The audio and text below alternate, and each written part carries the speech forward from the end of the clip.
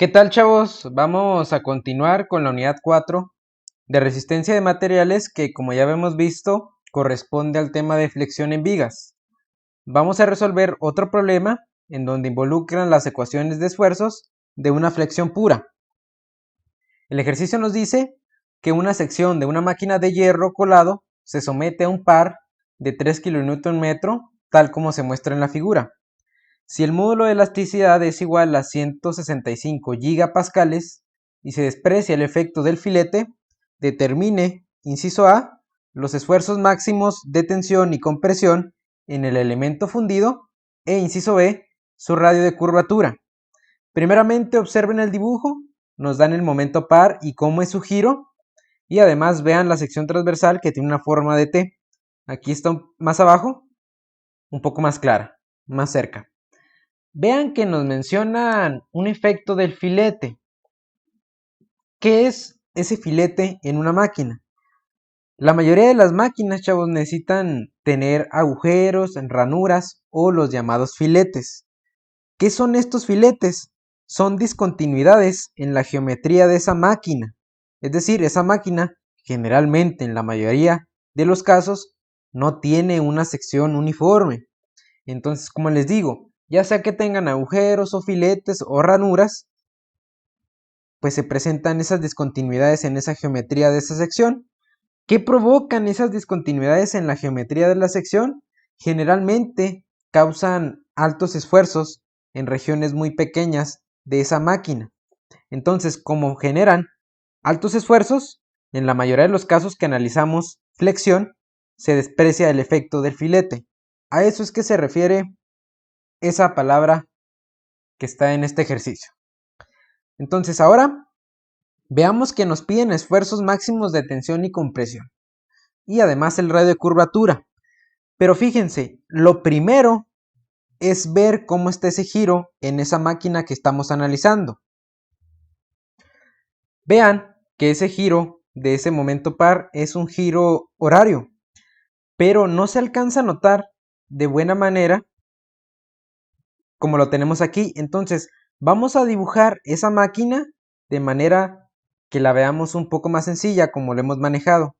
Entonces vamos a dibujar como si fuera una viga. Vamos a dibujar como si esa máquina fuera la viga vista desde este lado que tenemos aquí. Y fíjense, ese momento o este par gira de manera horaria, es decir, así. Y tenemos que ese momento vale 3 kN. Entonces fíjense, de esta manera se ve un poco mejor cómo gira. ¿Por qué? ¿Qué va a pasar? Al momento de girar esto, ¿qué va a suceder? Se va a doblar esa máquina. ¿Pero cómo se va a doblar? Se va a doblar de esta manera, ¿no? Sí se nota, como si fuera lo que les mencionaba antes, una carita triste, porque aquí ya este momento par de 3 kN, pues va a doblar hacia abajo, ¿no? Cóncava hacia abajo.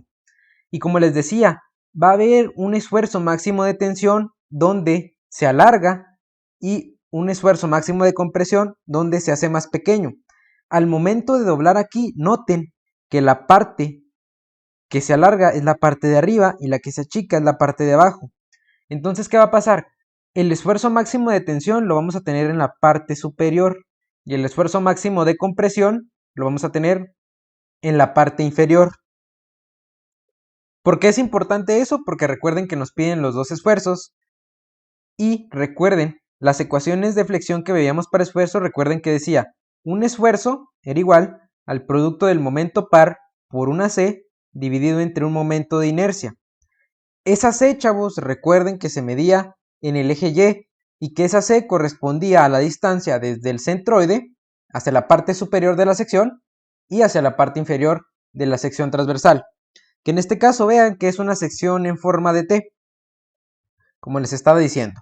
Entonces, vean que necesito un momento de inercia. Recuerden que el momento de inercia que estamos utilizando en estas ecuaciones de flexión es el momento de inercia respecto al eje que pasa por el centroide de la sección transversal. Recuerden el video del problema anterior en donde teníamos un centroide y obteníamos el momento de inercia respecto a ese eje que pasaba por ese centroide. Pero vean que en esta sección no tenemos el centroide. Vean que en este caso el centroide más o menos va a estar por aquí. ¿Y por qué? No sé en qué medidas, pero va a estar ahí. Lo que sí sé es la coordenada en X del centroide. ¿Por qué?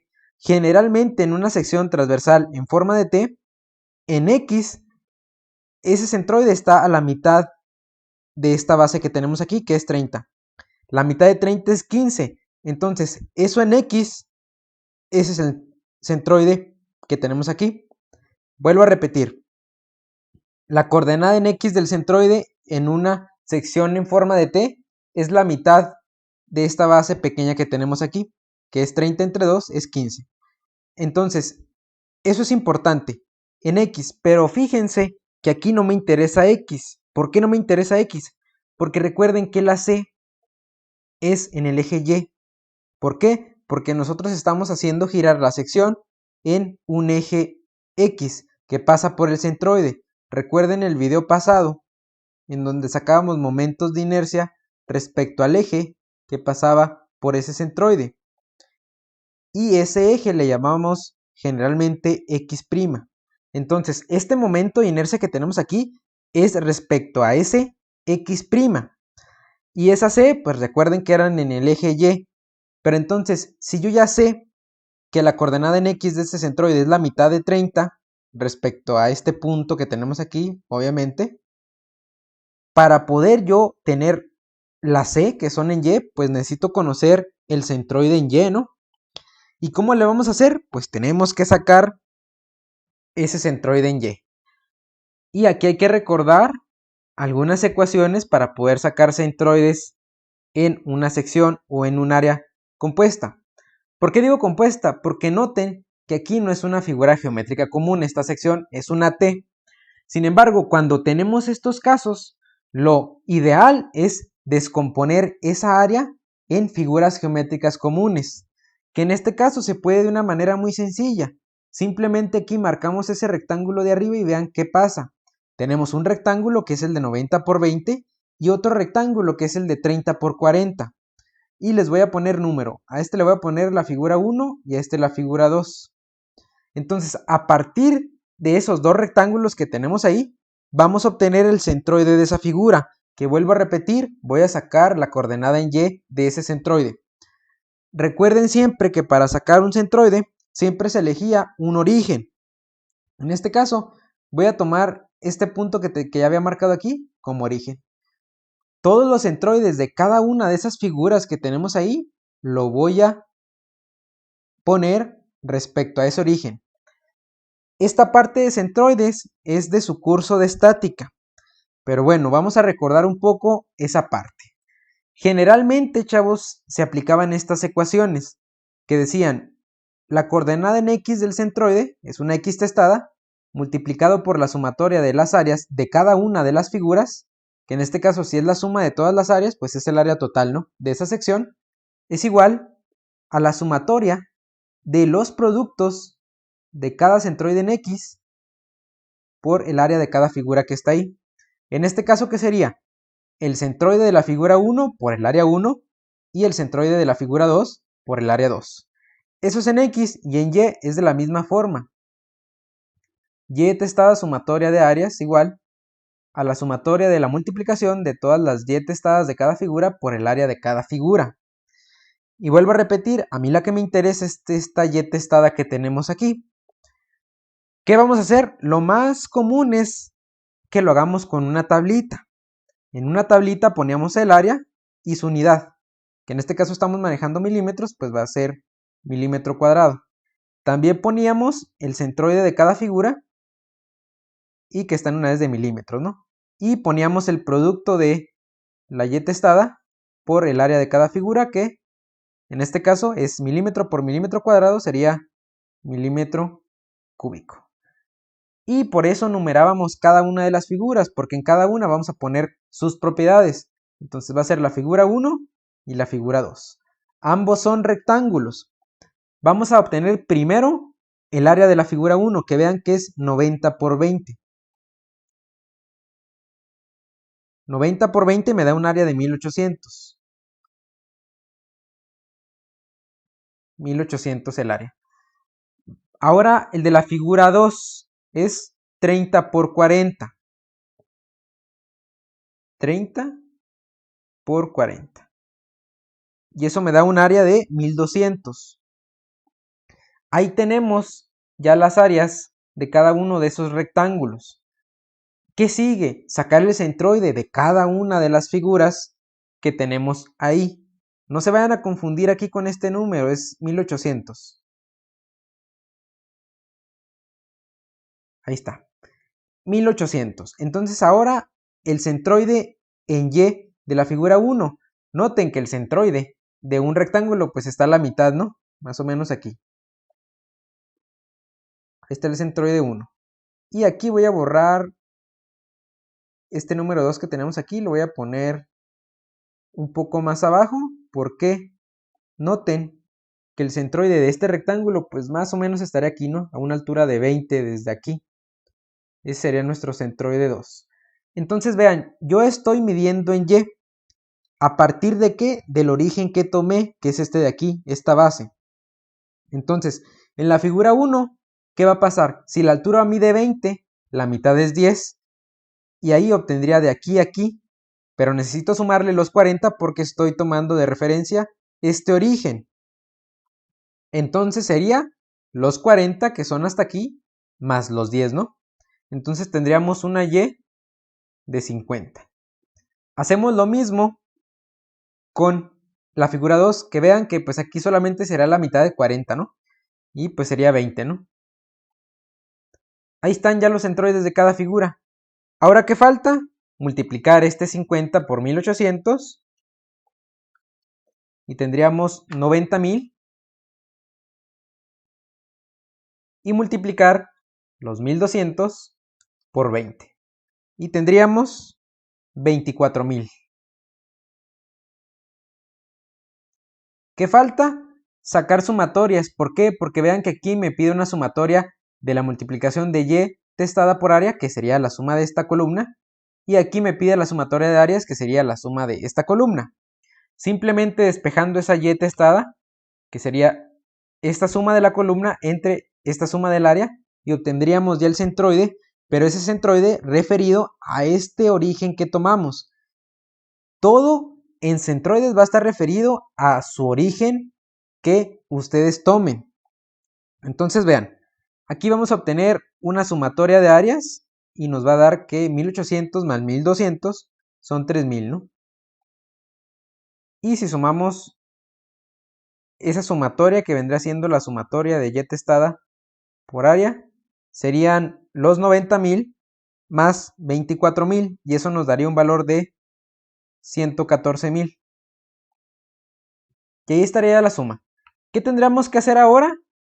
Simplemente colocar la ecuación en Y, sumatoria de áreas igual a la multiplicación de Y testada por área. ¿Qué haríamos ahí, chavos? Simplemente despejar la Y testada, que es la coordenada en Y del centroide, y nos quedaría que es la sumatoria de Y testada por área entre la sumatoria de áreas, que ya tenemos las dos. Esta sería 114.000 entre los 3000. Y eso ya nos daría una Y testada, que sería nuestra coordenada en Y del centroide, los 114.000 entre 3000. Y nos daría un valor de 38. Recuerden que estamos en unidades de milímetros, por tanto serían 38 milímetros. Y si lo queremos ver de una mejor forma, vamos a observar la siguiente figura. Vean que tomamos ese origen que les decía que sería la base, y vean que aquí ya tenemos referido esa Y testada, que son los 38 milímetros. Entonces vean que la altura desde la base hasta este rectángulo son 40, entonces ese centroide está un poquito abajito, está 2 milímetros abajo de ese rectángulo que tenemos en la figura 1. Entonces fíjense, ya tenemos el centroide y con este centroide ya podemos sacar la C. La C hacia la parte superior, que sería el 20 más este 2, ¿no? 22. Y la C hacia la parte inferior, que sería los 38 que acabamos de obtener, ¿no? Ahora teniendo ese centroide, ahora sí tenemos que sacar, recuerden la ecuación de esfuerzo, tenemos que sacar ese momento de inercia. Pero ¿cómo lo vamos a obtener si no tenemos una figura geométrica común? Es decir, tenemos una T que está formada por dos rectángulos, pero ¿cómo vamos a sacar ese momento de inercia? Que recuerden, el momento de inercia que me importa es el momento de inercia respecto a este X', porque recuerden que un momento de inercia es una rotación respecto a un eje, que en este caso necesitamos esa rotación respecto a este X'. Y aquí entra otro concepto importante de estática. Entra un teorema que se le llama teorema de los ejes paralelos o teorema de Steiner. Este teorema, ¿qué nos dice? Es un teorema muy importante para momentos de inercia. ¿Qué pasa con este teorema de Steiner o teorema de los ejes paralelos? Este teorema nos ayuda a sacar un momento de inercia respecto a un eje en donde hay elementos, en donde hay ejes que pasan por el centroide de esos elementos que son paralelos al eje que yo quiero obtener. ¿A qué me refiero de una manera más sencilla? Vean qué va a pasar. Voy a marcar una línea horizontal en cada uno de los centroides de cada rectángulo que tenemos ahí. Este de ahí, que es el de la figura 2, y el del rectángulo 1. Voy a marcar esas líneas horizontales.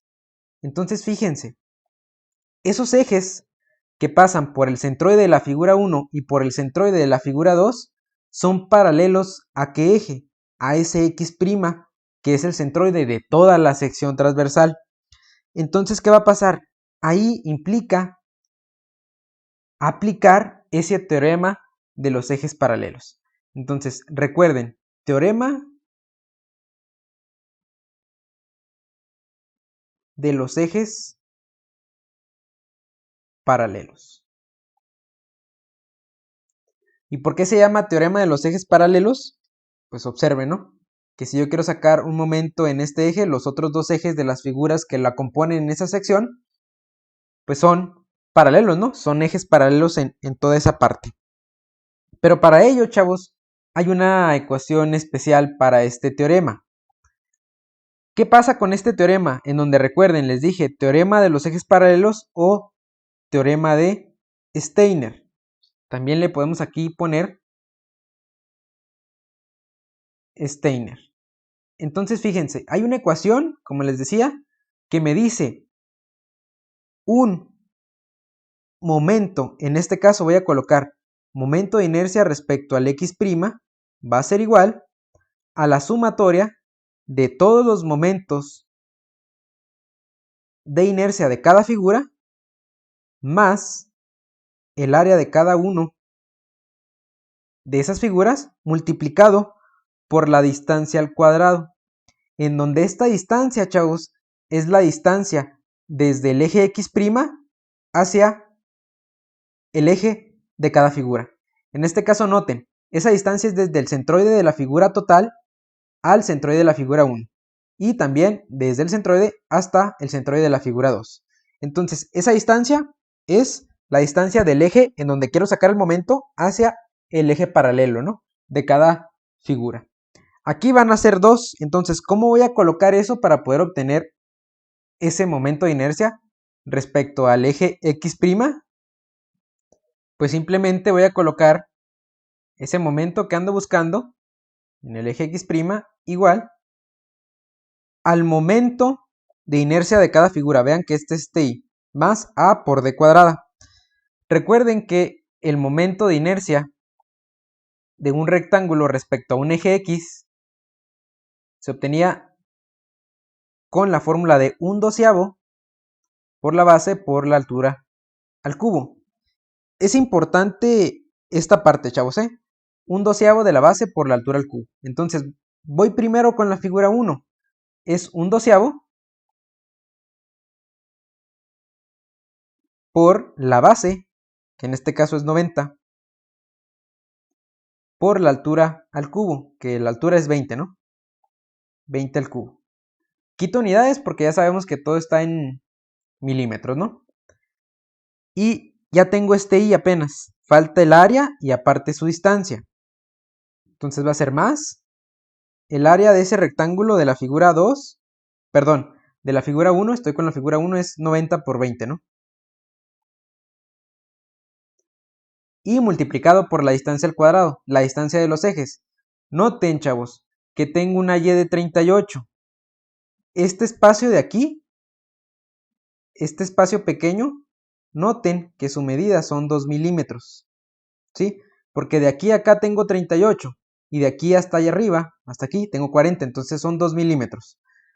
Vean que yo quiero la distancia desde este centroide hasta el centroide de la figura 1. ¿Cómo lo obtengo? La mitad de 20 es 10. Tendré hasta aquí y le sumo esos dos y ¿qué tengo? La distancia que ando buscando, ¿no? Que serían 12 al cuadrado. Fíjense que ahí ya tendría ese momento de la figura 1. Falta el de la figura 2. Que quede claro que es 10 de aquí hasta esta línea y falta sumarle este 2 que tenemos aquí para sacar la distancia desde el centroide total hasta el centroide de la figura 1. ¿Qué nos falta? Obtener ahora el de la figura 2, lo mismo. 1/12 de la base, que en este caso es 30, por la altura al cubo, que en este caso son los 40, al cubo, más el área, que sería 30 por 40, y falta la distancia al cuadrado. Que en este caso, ¿qué va a pasar? Yo sé que tengo 38 hasta acá, de la base hasta el centroide total. Pero, ¿qué va a pasar? Tengo que restarle la mitad, ¿no? Es decir, 38 menos la mitad, que es 20. Vean aquí 20. ¿Y qué voy a tener? 38 menos 20 voy a tener 18. Y esos 18 son desde esta C hasta el centroide de la figura 2. Entonces, ahí esa distancia sería 18 al cuadrado. ¿Qué tengo que hacer? Esa suma para obtener ese momento de inercia, en donde recuerden que el momento de inercia tiene unidades de longitud a la cuarta. Que en este caso, como manejé puros milímetros, va a estar milímetros a la cuarta. Entonces con eso hay que hacer esa operación y voy a tener ya el momento que ando buscando respecto a ese x' y me daría un valor de 868.000 milímetros cuartos. Pero noten que en estas ecuaciones de esfuerzos manejamos metros, ¿no? Entonces, ¿qué va a pasar? Simplemente convertir eso a metros cuartos. ¿Cómo tenemos que hacer eso? Pues simplemente con la conversión. ¿Qué va a pasar? Esos 868.000 milímetros cuartos, recuerden, hay que hacer la conversión. Bajamos milímetros y subimos metros. Un metro, recuerden que son 1000 milímetros, pero noten que estas están elevados a la cuarta, ¿no? Que es lo que quiero. Entonces, ¿qué va a pasar? Ese 1000 tengo que elevarlo a la cuarta. Entonces sería esos 868.000 entre 1000 elevado a la cuarta. Y con eso obtendría un valor de 8.68 por 10 a la menos 7. Y esos ya serían metros cuartos. Entonces este sería mi valor del momento de inercia respecto al x'. Ya tengo mi momento de inercia de esa sección transversal en forma de T, ¿sí? ¿Qué me falta? Me falta obtener los esfuerzos, en donde me vuelvo a regresar y dijimos que la parte de arriba está en tensión y la parte de abajo de la máquina está en compresión. Recuerden que nos piden los esfuerzos máximos de tensión y compresión. ¿Qué va a pasar? Recuerden que en tensión es positivo el esfuerzo y en compresión es negativo, entonces ahí en compresión habría que agregarle a esta ecuación pues el menos, ¿no? Pero porque sabemos que está en compresión. ¿Qué va a pasar? Hay que usar esta ecuación que tenemos ahí, usando la C que corresponda y el momento de inercia que acabamos de obtener.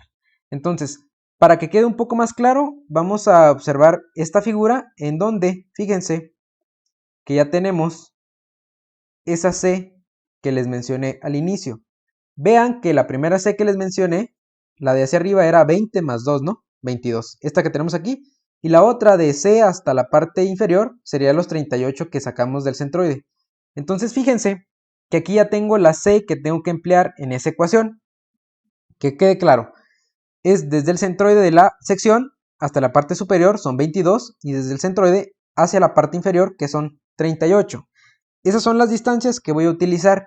Entonces simplemente ¿qué va a pasar?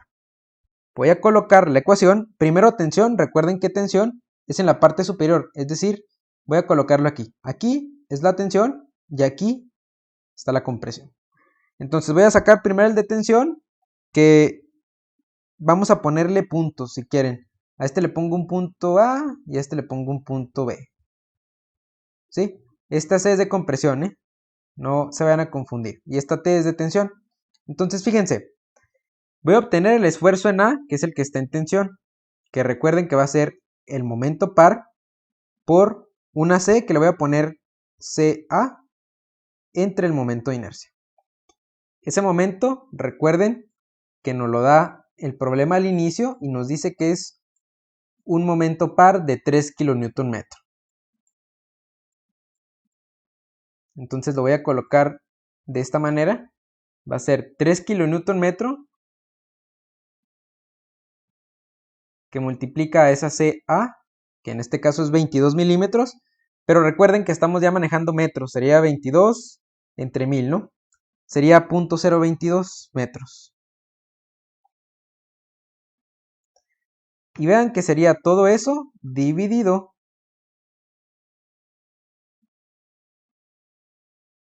entre el momento de inercia, que es este que tenemos aquí, que sería 8.68 por 10 a la menos 7 metros cuartos. Y con ello ya tendríamos el esfuerzo de tensión y como sabemos es positivo porque es tensión, ¿no? Recuerden aquí, cuidado que es 3 por 10 a la 3 porque es kilonewton, 3 por 10 a la 3 por 0.022 entre 8.68 por 10 a la menos 7. Y nos daría un valor de 76.0368 por 10 a la 6. Recuerden que por 10 a la 6 es mega. Y recuerden que los esfuerzos, pues como estamos en unidades internacionales, son pascales, ¿no?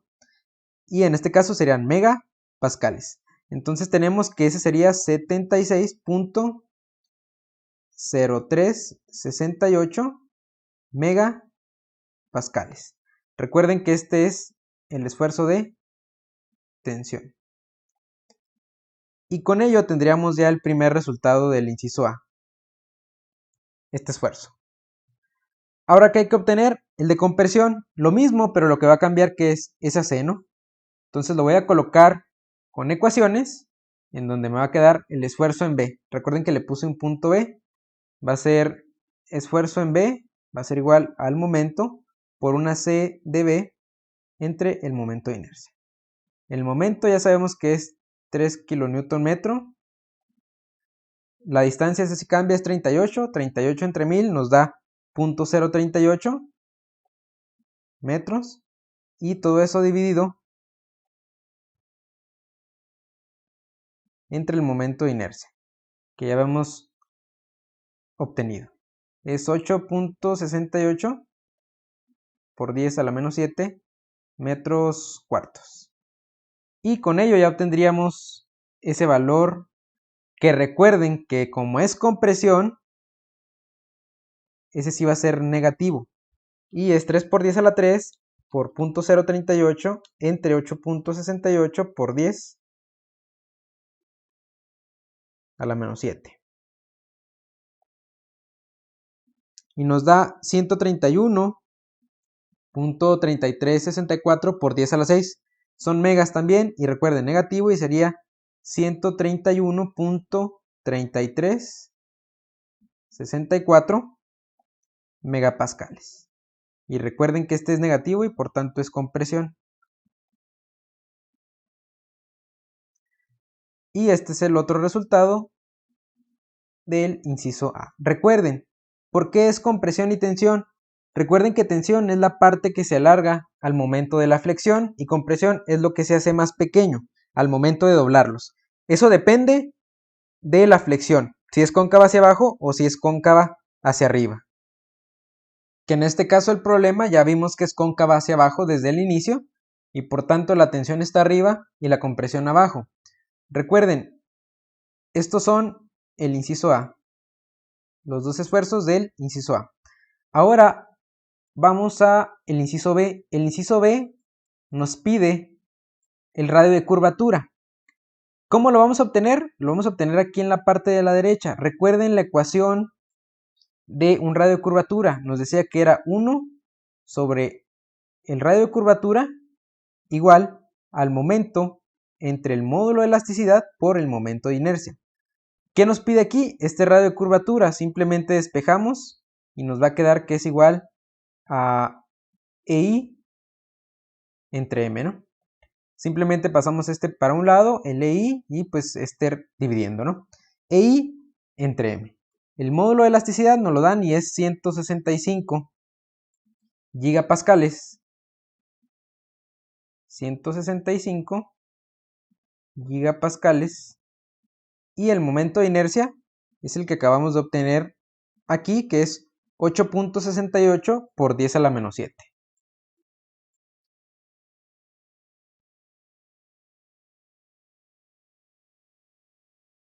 Unidades de metros cuartos.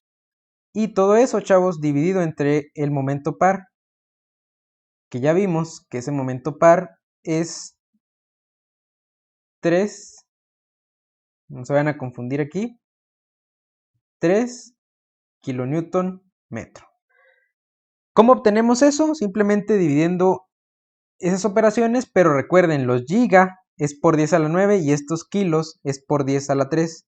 Entonces simplemente nuestro radio de curvatura va a ser 165 gigapascales por ese momento de inercia entre el 3 kilonewton metro y me da un valor de 47.74 y estos son, como es un radio y todos estamos en unidades del sistema internacional, son metros. Entonces con ello ya obtendríamos el valor de ese radio de curvatura del inciso B. Este radio, recuerden, es el radio que se forma al momento de aplicar el momento y que se haga una curva, ¿no? Y con esa curva, pues un círculo, ¿no? Por eso es el radio de curvatura. Entonces vean, así es como se analiza este problema en donde nos piden los esfuerzos máximos de tensión y compresión aplicando esta ecuación que ya habíamos visto que es aplicable en flexión. Así se obtienen estos esfuerzos. Recuerden y tengan cuidado al momento de obtener centroides, así como momentos de inercia con el teorema de los ejes paralelos o el teorema de Steiner y los radios de curvatura.